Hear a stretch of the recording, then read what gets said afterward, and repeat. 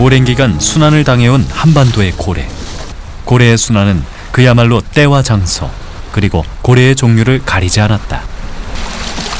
해안에 죽은 채 널브러져 있는 고래. 바로 소형고래인 상괭이. 국제보호종인 상괭이들이 이렇게 죽은 채 떠오른 것이다. 제가 수거를 했다니까요. 오늘 몇 마리나 하셨어요? 제가 한 40마리 했어요. 죽은 상괭이는 최소 200마리 이상 떼죽음이었다. 멀쩡한 상태에 사체가 있는가 하면 껍질이 벗겨지고 온몸이 반점으로 얼룩진 녀석들도 있었다. 새끼도 죽음을 피하지 못했다. 아주 다 부패돼가지고 네. 어떤 놈 임신해가지고 새끼까지도 다 속에서 다 부패돼 있는 상태라 네. 진짜 말로 표현할 수가 없죠. 국제보호종인 상괭이는 인도양에서 한반도 서해와 일본 근해 등 얕고 따뜻한 바다에 서식하는 소형 돌고래다. 아시아 대륙 연안을 따라서 살고 있는 소형 돌고래입니다. 크기는 한 1.5에서 2m 정도 되고 주로 연안에 살고 있는 갑각류나 어류를 잡아먹고 살고 있습니다. 상괭이들이 떼죽음을 당한 곳은 새만금호. 방조제 안쪽의 호수였다. 사인은 무엇일까? 내가 봤을 때 스트레스로 집단 자살.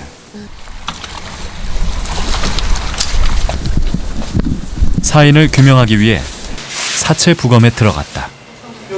상괭이 상태는 양호했다. 지방층도 7cm로 충분했고 위에는 먹이가 가득 차 있었다.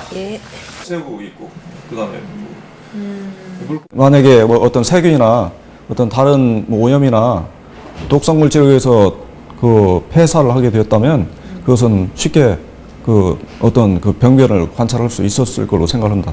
그러나 제가 부검했을 때는 그런 것들은 전혀 관찰이 되지 않았습니다. 질병이나 오염 등 특별한 사인은 발견되지 않았다. 그렇다면 왜 상괭이들은 집단 폐사했을까?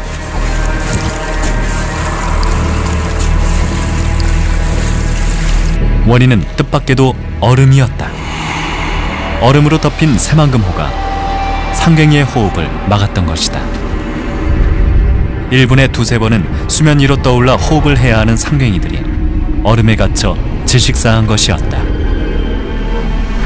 정부는 새만금호 결빙의 원인을 수십 년 만에 혹한 탓이라고 주장했다. 기상청의 예보에 의하면 한 40여 년 만에 한파가 몰아닥쳐서 호 안뿐만 아니라 바깥에도 얼었었기 때문에 그것은 그런 영향이 기후의 영향이었다고 생각을 합니다. 반론도 있었다. 바다가 결빙된 것은 방조제로 새만금 안쪽의 바닷물 염도가 떨어진 탓이라는 주장이 나왔다.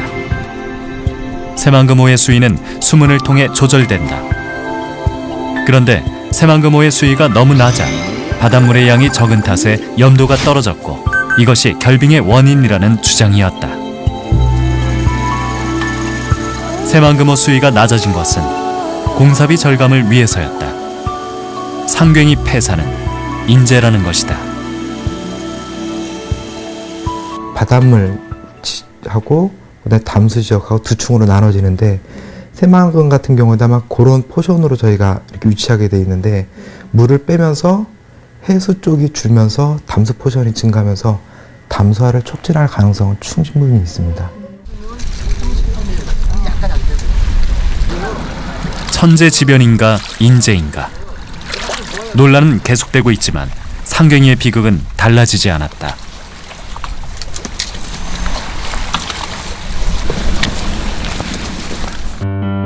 또 다른 상괭이들의 사체. 이들은 남해안에서 그물에 걸린 것들이다. 한꺼번에 32마리가 잡혔다. 해마다 그물에 걸리는 상괭이 숫자가 늘어나고 있다. 연안에서 먹잇감을 따라 이동하다가 인간의 그물에 걸린 녀석들. 이들이 우연히 그물에 걸린 것일까? 아니면 불법 포획된 녀석들일까? 상갱이는 맛이 없어 식용으로 사용되지 않았다. 그런데 최근엔 달라지기 시작했다. 상갱이가 유통되기 시작한 것이다. 그물에 걸린 상갱이의 경우 한 마리에 10만 원에서 20만 원 정도에 거래되고 있다. 충남의 어느 무허가 수산물 처리장. 트럭에 실린 수십 마리의 상갱이가 들어온다. 이들은 곧장 작업장으로 옮겨져 부위별로 해체당한다. 냉동 창고 안 죽은 상갱이 수십 마리가 쌓여 있다. 어민들의 조업 중 그물에 걸렸다는 상갱이. 이곳의 상갱이는 적법 절차를 거치지 않고 유통되고 있었다. 이렇게 불법 유통된 상갱이만도 2,500여 마리. 시장이 형성되자 불법 유통이 성행하는 것이다. 불법 유통된 상갱이들은 고래고기 소비가 많은 울산과 부산 등지로 팔려간다. 적법한 절차를 회피함으로써 은밀히 불법 해체해왔고 유통시키면 부당 이익을 많이 되기 때문에 불법으로 한 것 같습니다. 이렇게 해체돼 포장된 상갱이들. 과연 소비자들에게는 어떤 고래로 공급될까? 상갱이들의 떼죽음. 인간의 책임은 어디까지일까?